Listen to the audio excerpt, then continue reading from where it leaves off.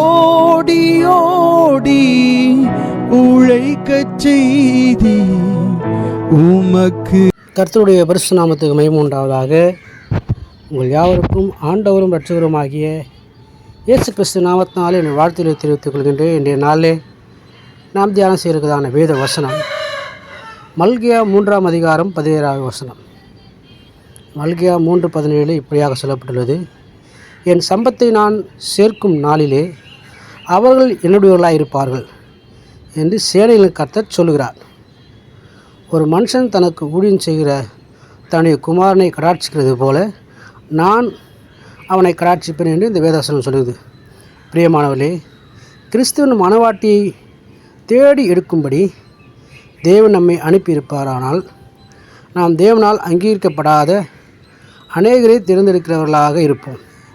ஏனென்றால் நாம் ஒரு உள்ளான இருதயத்தின் சிந்தனைகளை அறியக்கூடாதவர்களாக இருக்கிறோம். இந்த எண்ணம் மற்றெல்லாரிடமும் நம்மை தாழ்மை உள்ளவர்களாகவும் சாந்தம் உள்ளவர்களாகவும் நற்குணம் உள்ளவர்களாகவும் நம் ஆண்டவரிடம் உண்மையுள்ளவர்களாகவும் ஆக்க வேண்டும். தாவீதை அபிஷேகம் பண்ணும் காரியத்தில் சாமுவேல் தேவனை கவனித்து கொண்டிருந்தது போல நாமும் நம் ஊழியத்திற்கு குறித்த காரியத்தில் தேவனை கவனித்து கொண்டிருக்க வேண்டும்.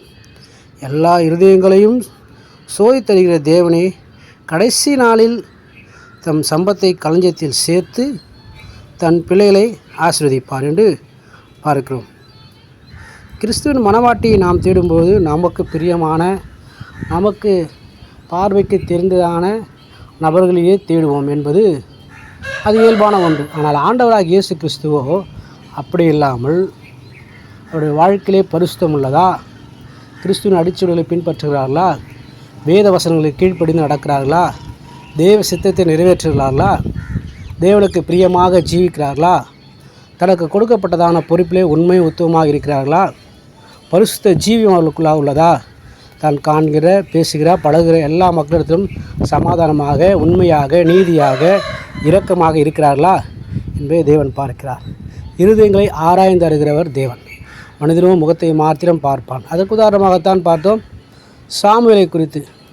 சாமுவேல் தாவீதை ராஜாவாக அபிஷேகம் பண்ண செல்லும் பொழுது அவன் பார்த்ததான அந்த காரியங்களை உதாரணமாக அங்கு பார்க்கிறோம். பிரியமானவர்களே, தேவன் விரும்புகிற பிரகாரம் நம்முடைய வாழ்க்கையை நாம் வாழ, ஜீவிக்க, அதற்காகவே நாம் அழைக்கப்பட்டு இருக்கிறோம். நம்ம தெரிந்து கொண்டதான ஒரு நோக்கமும் உண்டு. மனிதன் பார்க்கிற பிரகாரமாக அல்ல தேவன் பார்ப்பது உள்ளான இருதயத்தை. நம்முடைய உள்ளான இருதயத்தில் இருக்கக்கூடியதான கவலைகள், கண்ணீர்கள், ஏக்கங்கள், வியாகுலங்கள், கஷ்டங்கள் எல்லாவற்றையும் கர்த்தர் நன்றாக அறிகிறார். அதேபோல் வெளி தோற்றத்திற்கு நல்லவன் போலவும் உள் தோட்டத்தில் மாயையானவன் போலவும் காணப்படுவதான சூழ்நிலையும் மனிதனையும் கர்த்தர் பார்க்கிறார். ஆகினாலே நாம் கவனமாக, கர்த்தருக்கு பிரியமாக, உண்மையாக, உத்தமமாக ஜீவிப்போம். கர்த்தர் நம்ம கொடுத்ததான அந்த உன்னத படையிலே நாம் தொடர்ந்து நடப்போம். அதற்கு ஆதார வசனங்களாக பார்க்கும்போது யாத்திராகமம் 19ஆம் அதிகாரம் 5ஆவது வசனம்: இப்பொழுது நீங்கள் என் வாக்கை உள்ளபடி கேட்டு என் உடன்படிக்கையை கைக்கொள்வீர்களானால் சகல ஜனங்களிலும் நீங்களே எனக்கு சொந்த சம்பத்தாக இருப்பீர்கள் என்று பூமியெல்லாம் என்னுடையது என்றும் இங்கே சொல்லப்பட்ட வசனத்தை பார்க்கிறோம். அப்படியானால் நம்மை சகல ஜனங்களிலும் சொந்த சொத்தாக அவர் பூமியில் உள்ள மக்களிலே நம்மை தெரிந்திருக்கிறார். அப்படி சொத்தாக நம்மை தெரிந்திருக்கிறார். நாம் நினைவுகொள்வோம். தொடர்ந்து கர்த்தருடைய வார்த்தைக்கு, வசனத்துக்கு கீழ்ப்படிவோம். வசனத்தை நம்முடைய வாழ்க்கையிலே கடைபிடிக்க, நடைமுறைப்படுத்த முற்படுவோம். கர்த்தர் நம்மை ஆசீர்வதிப்பாராக. ஆமேன். God bless.